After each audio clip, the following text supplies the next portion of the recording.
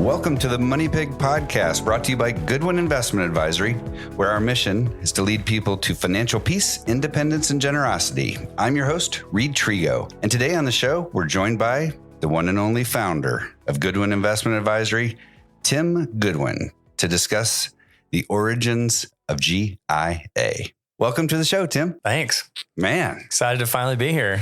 It's great to have you. Yeah. It's great to have you. So this is our inaugural podcast episode. Right. And so we thought very low expectations. That's here. right. Yep. And we thought it would be a great place to start at the start because you put this firm together 18 years ago. Yeah. 2004. Right. Yeah. And what we want is just people who are or maybe aren't yet clients, right, to get to know how this came about, where our values kind of stand, and maybe where we're going in the future, but what's it look like today versus when we originally started? Sounds good. Sounds like a plan. So what I thought we would do is just go with the journalist questions. The who, what, when, where, why, how, but maybe not in that order. Gotcha. Okay. So we like the idea of starting with why. Right. So in 2004, or maybe before that, why did you decide to start an investment advisory? You know, if there's nerds listening, you know, they might really appreciate this kind of, but learning about compound interest, you know, is maybe where it started. So like when you run the math and you run the calculators and you see, wow, I can save, you know, a couple $100s a month, but because of compound interest, I can end up with hundreds of thousands, if not millions of dollars over time if it's invested well.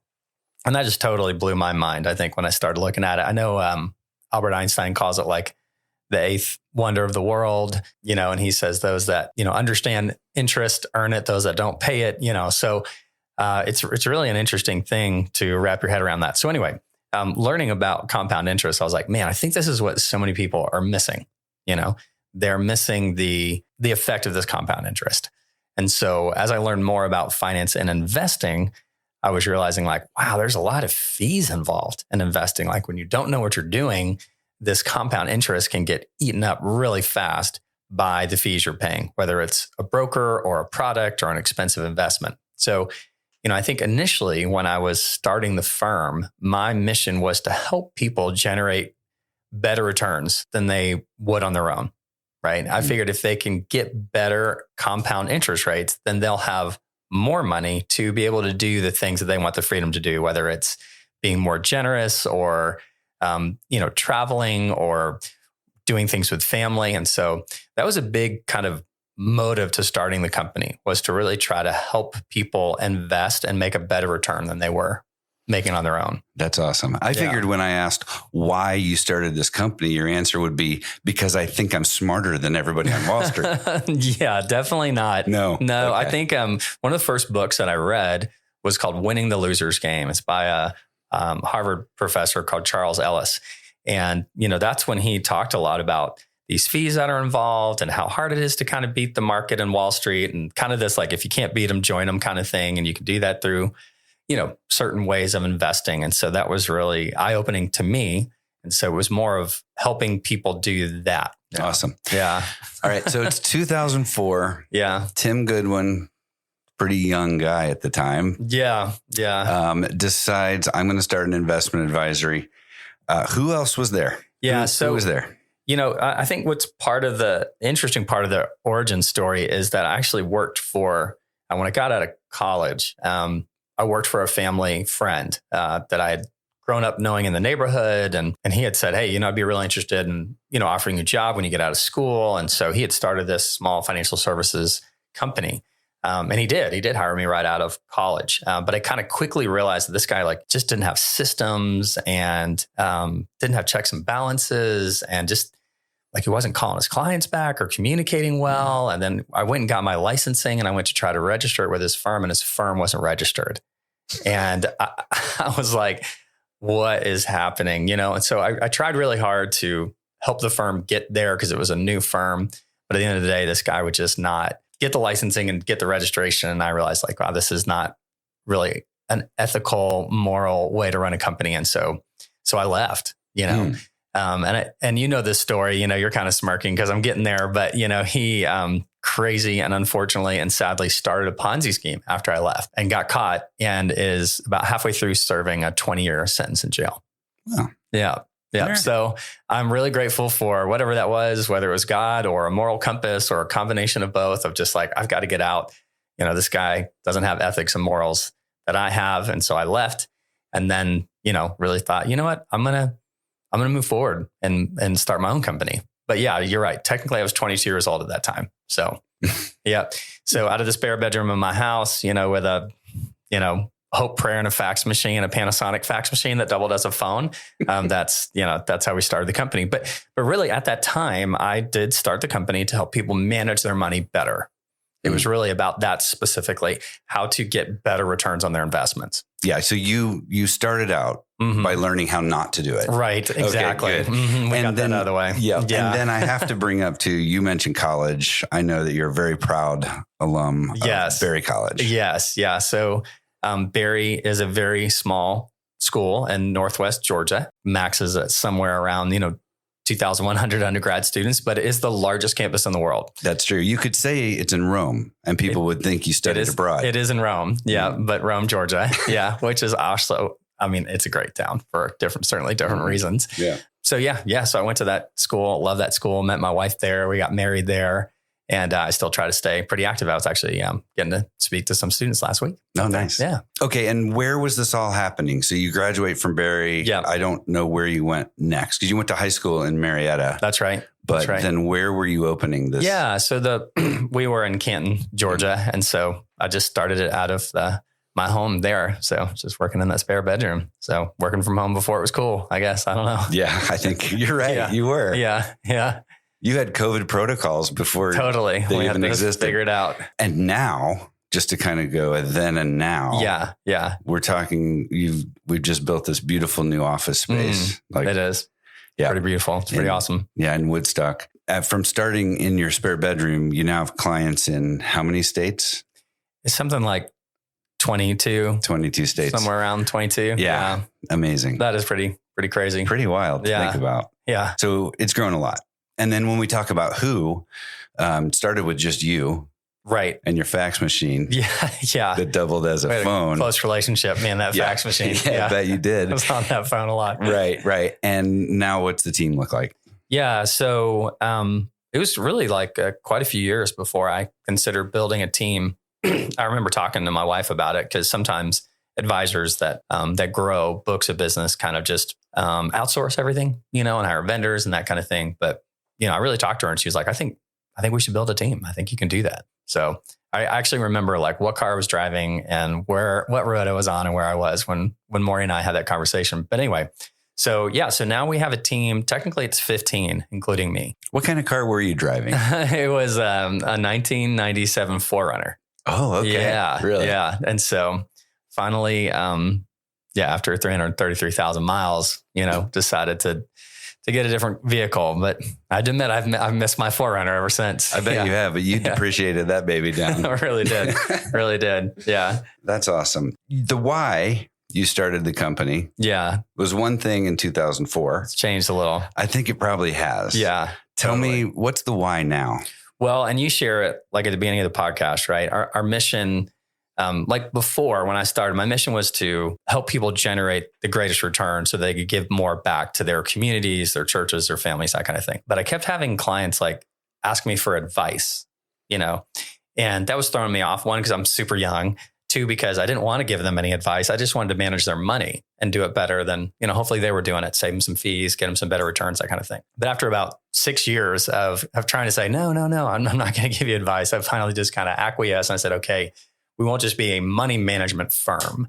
We'll be a money management firm and a wealth planning firm, basically a financial planning firm, So we'll still manage money for all of our clients.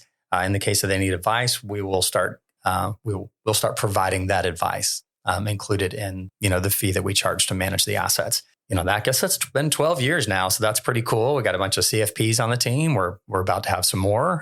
Got some really great strategic partners. We had some really great experience and tools and great conversations and processes to help clients with planning decisions, and like you said, the mission now is leading people to financial peace, independence, and generosity.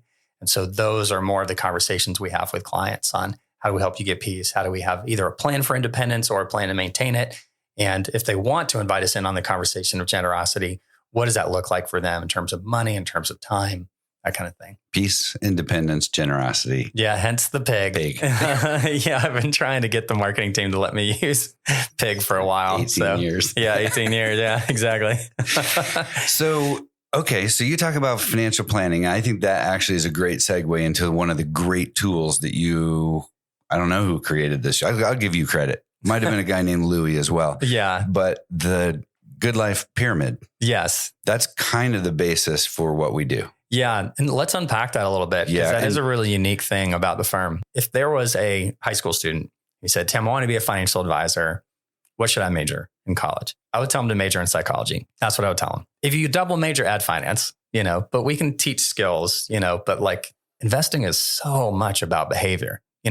Right now we're talking, it's October 2022. The market has been going down pretty much since the beginning of the year. And we're down somewhere around 20, 25%, depending on, what benchmark you're looking at. So, that gets to be tough. Like the amygdala, fear part of our brain, the lizard part of our brain that helps us survive is kind of freaking out right now. Like, what do we do? Will my 401k recover? Can I still retire? Should I still be investing in the stock markets? All that's going on. So the behavior we have around investing, I think, is very, very important. And so there's a psychological aspect to our clients. There's the left side of the brain that says, hey, I'm investing in this market's supposed to give me, whatever 8, 10, 12% return, whatever it is.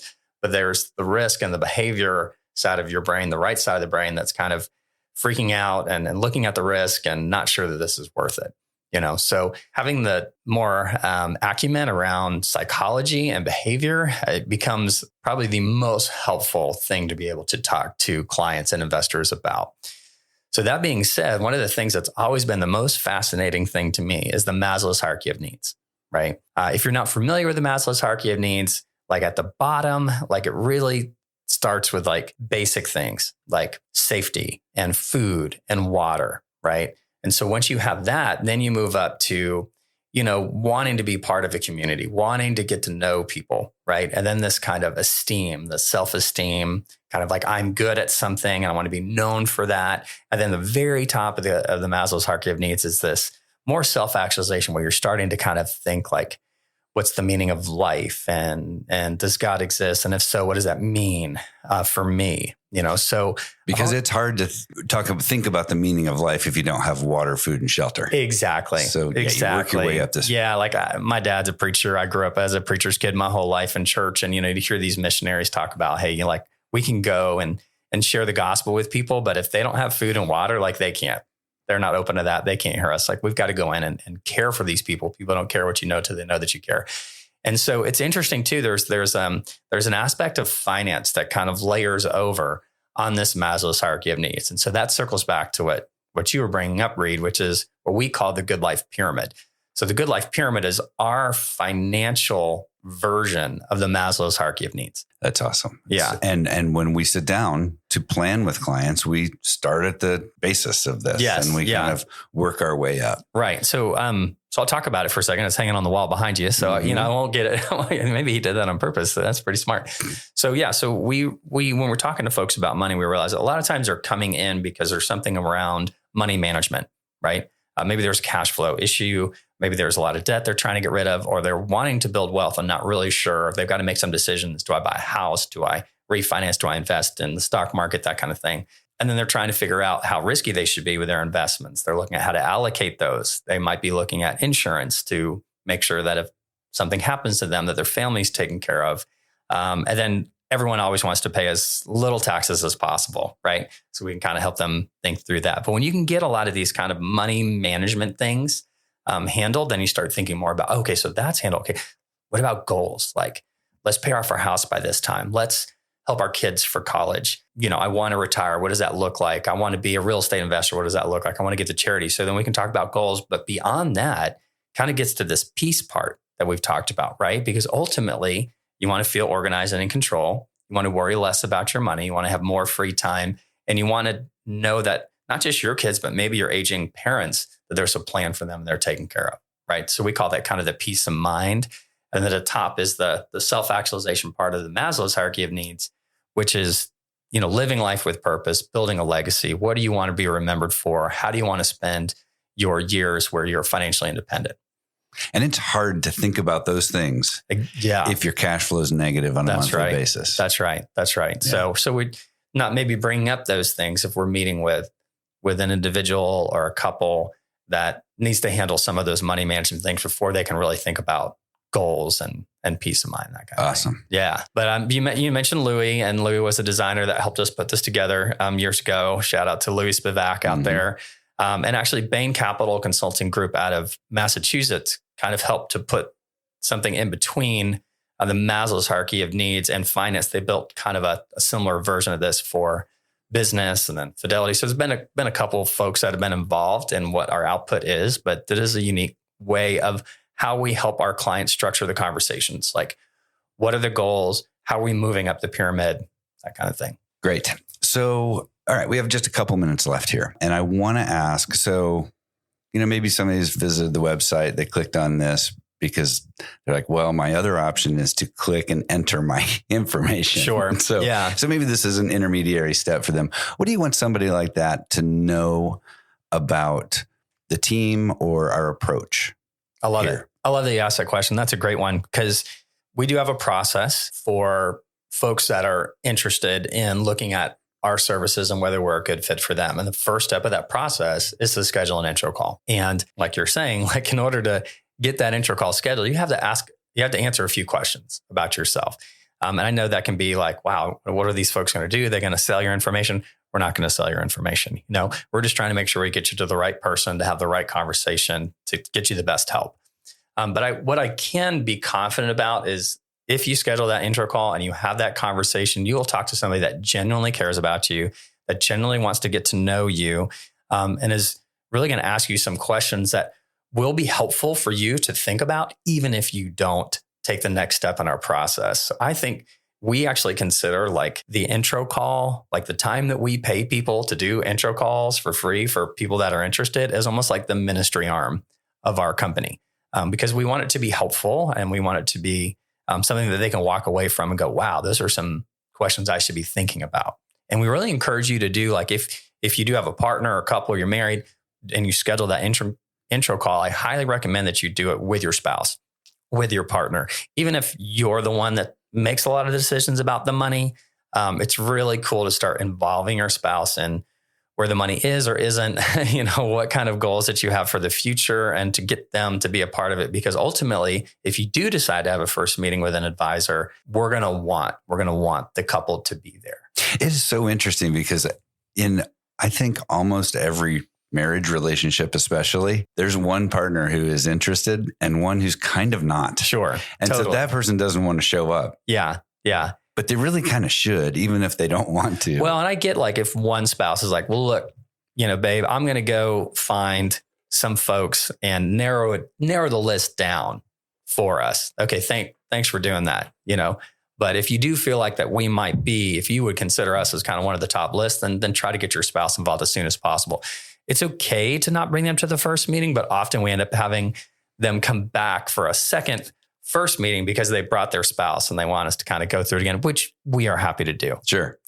But at that point, you're pot committed. So you've invested in a lot of time. You've invested a lot of time. Yeah. So if you vetted and get them on the intro call and see how they feel about the intro call, the questions we ask, the person that's on our team doing the intro call, that kind of thing. Great. And so are there other information for listeners? Obviously, our website is just packed full of blogs and trusted partners and resources. Yeah, I love that. You always want to start with the website. Get to know the team. If you haven't gone to like the About Us page yet, maybe get to know me and more of the advisors here a little bit better. The next thing I would do is to read reviews.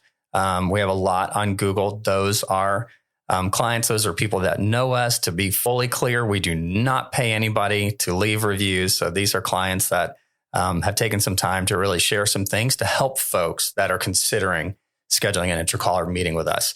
We really ask people, hey, can you just share how we made you feel, as a review? So we've got a lot of reviews. Check those out. The third thing that I would say is if you are active on Facebook, it might be interesting to look at our Facebook page as well, because there you'll see, if you're active on Facebook, you'll see if any of your friends like our page. So I think that's an interesting thing that like, if you are really doing some like full due diligence on us and you want to try to talk to people that maybe have been following us or potentially our clients, that's one way as well. And like Reid's saying, we create a lot of content, do a lot of things and make some videos and things like that. So you'll find that on Facebook as well as YouTube. And we have a podcast now. And now we have a podcast. Yeah. Let's keep it going. Pull up some episode that looks interesting to you. That's right. The goal is not to be the number one podcast in America or in the world, by the way. It's just to have some content out there for people to get to know us a little bit better. We're proud. Have some fun. Yeah. Have a little fun. But we really are proud of what we've created here. Full disclosure, I've been a client here for quite a long time. You don't want to disclose how long? 14 or 15 years. Yeah, something like that. So, I wasn't your first, but just a few years in. Yeah. And so, that's been just a great experience. And I think sometimes when I talk to clients, I tell them that and their eyes get a little bit wide. They're like, wow, you've been a client here all that time. That's right. And you're still there. That's right. Been through 2008. That's true. What other things? Well, so the COVID, 2020, 2015 wasn't all that fun either. It ended up kind of being flat, but 2020 it was quicker than what we're experiencing right now because we came out of that. Yeah, we all got spoiled in 2020. We did get spoiled. Yeah. Yeah, but all these latest hits have been 2001, 2009. They've been caused by like jolts to the economy. I could be wrong. Yeah. Something creates more uncertainty and that squeezes us down. So, yeah. Awesome. Well, hey, it's been a pleasure. Yeah. Thanks for having me. Great time. Thank you. The Money Pig podcast is hosted by Reid Trego. Goodwin Investment Advisory is a registered investment advisory firm regulated by the Securities and Exchange Commission in accordance and compliance with security laws and regulations. Goodwin Investment Advisory does not render or offer to render personalized investment or tax advice through the Money Pig podcast.